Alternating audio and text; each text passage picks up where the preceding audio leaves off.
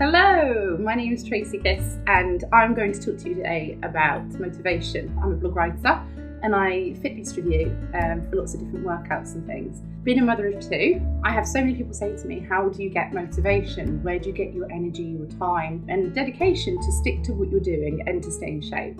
I'm just a normal girl with two children. I have a 6-year-old and a 2-year-old. And I've kind of lost baby weight and stay in shape and eat well and lead a really healthy and fulfilling life. And to kind of share that with people and how they can achieve it, it makes me feel good to know that I've made a difference. Whether it's people wanting to quit smoking, to lose weight, to learn a new skill or hobby in life and change their career, it's all kind of under the same umbrella of what mentality you're at in life. Because it really is a thinking game. If you're stressed out, your game is going to be really bad. You're going to lose, you're going to fluff it up, and it's a waste of time. Don't even bother trying when you're not in the right state of mind. When somebody comes to me and says, I want to lose weight, how do you do it? The first thing I say to them is, well, why do you want to lose weight? What's your reason for wanting that? What's your motivation? And they say, well, I'm not happy with my body, I feel fat, and I don't like the way I look in clothes. So I think, okay, that's a valid reason for wanting to do it, but at the same time, that's not going to help you to lose weight. If you're having a hectic day and you're juggling children and you've got housework and you don't sleep enough, you're stressed out, having a workout at 9 in the evening is not going to make you feel any better. You're probably going to feel emotional, feel tired, feel drained. You're going to sit down, you're going to eat a bag of chocolate afterwards. Your lifestyle is too stressed and crazy that even if you do work out for an hour, it's undone with a bag of crisps in 10 minutes. So your whole mentality about life has to change. So in order to lose weight, it's not about physical, it's about mental. It's the way you look at life, the way you approach things. Because 80% of the time, it's what you eat that controls your weight. And 20% of it is killing yourself with activities and being fit. So just as punishing yourself with a grueling workout, you think, God, I'm going to lose weight. If your lifestyle is so up in the air, you're not sleeping properly, you're not eating regularly, you don't have a healthy intake of food, then you're not going to lose weight. You could work out every single day and you probably put on weight, to be fair. The way that you need to kind of break it down is to think about what stresses you out in life and to look at how you can get rid of the stresses, the kind of buzzing noise in your head, that interference and nagging that's always there. God, I need to pay the bills, or a relationship that you're not happy with, or pulling yourself, burning the candle at both ends, pulling yourself from pillar to post. That's what you have to change before you look at giving up smoking or working out. When you do something and you're calm, it becomes so much easier to do. You enjoy it. It's fun. I mean, I could do the laundry, and as long as I have 10 minutes to do it, I'm not being rushed, the phone isn't ringing, the doorbell's not going. I like doing the laundry, it makes things from dirty to clean and crunched up to folded, and you see a progression, you see success at the end of it, even though it's something small. You've made that transformation, you've turned something that was a mess into something ordered and strategic. Giving yourself time to be able to do things, that's one of the biggest things.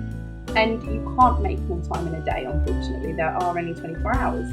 And I've worked out for an hour and a half a day for 2 or 3 months at a time. When I do my fitness journeys, I blog about it and I do it come hell or high water. Sometimes, it is difficult. I don't get the time, but I always make time. I give things a kind of purpose, and what I'm doing, everything stops and I deal with that. And then once that's finished, you move on to the next thing.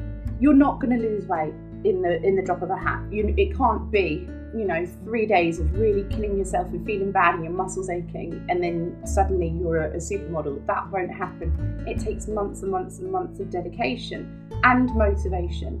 And it depends on where you get your motivation from. For me, when I first started working out, I actually used anger for motivation. I had my children and I thought, I'm not happy with my body and I want to do something to feel young again. I'm 26 and I wanted to be in shape.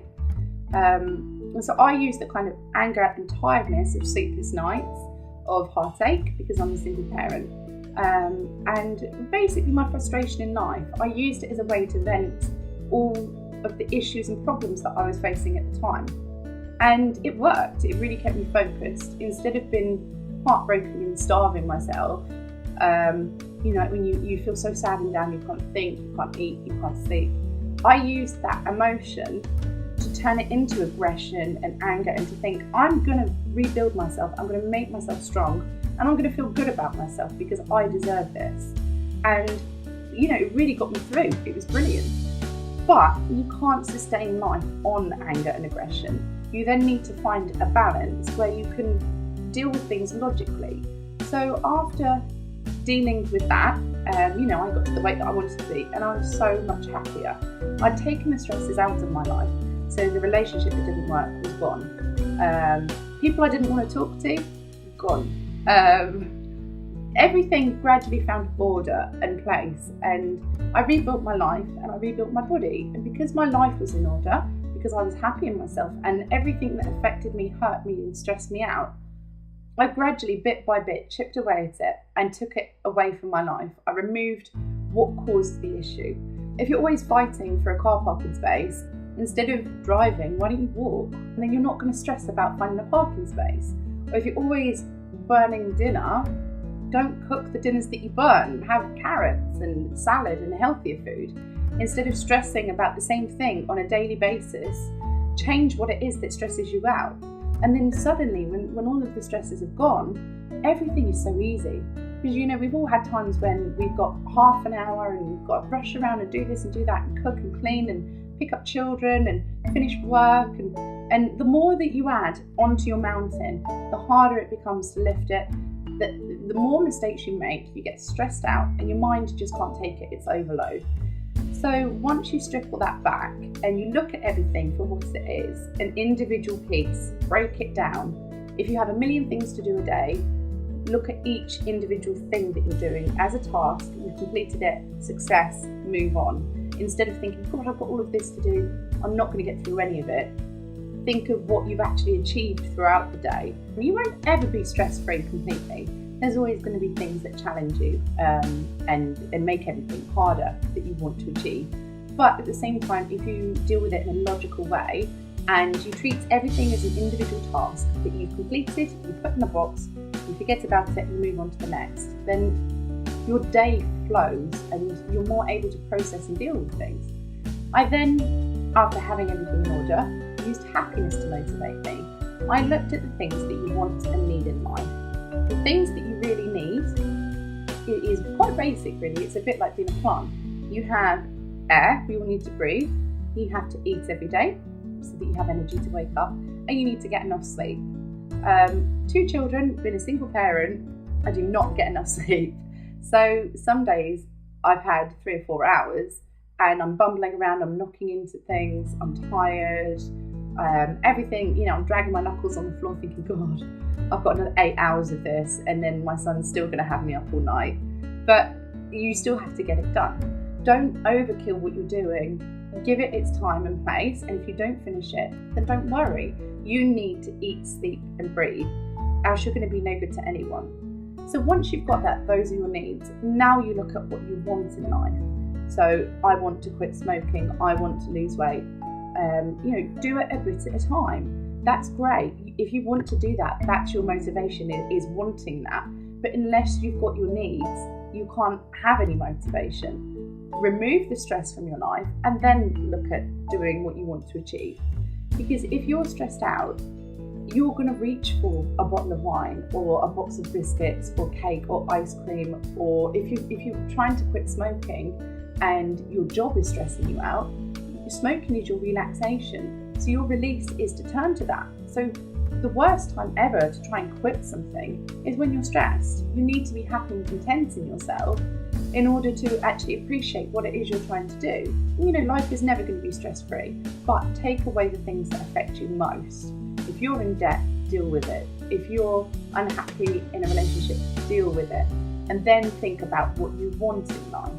You need to look at a lifestyle. You could say, I'm going to do 20 minutes of walking a day, and then gradually build it up from there. The chunks can get bigger as and when you build stamina and strength. So don't set your limits too high, because you're going to feel like you've failed. And when you start feeling like you failed, that's when you throw the towel in. And you think, well, I've had a snack today, I may as well have a massive takeaway. But you can actually pull it back. You can say, yeah, I had a moment of weakness, I've had a snack, so I'm not going to go deeper into it. I'm just going to think, that I'm allowed it, I can have a treat. And I'm not going to binge, I'm not going to go over the top of it. So it's looking at the greater picture really, and to know that no matter what you do, you are so capable of everything you want to achieve. Nothing is impossible. As long as you stay dedicated to the reason behind doing it, you will succeed in it.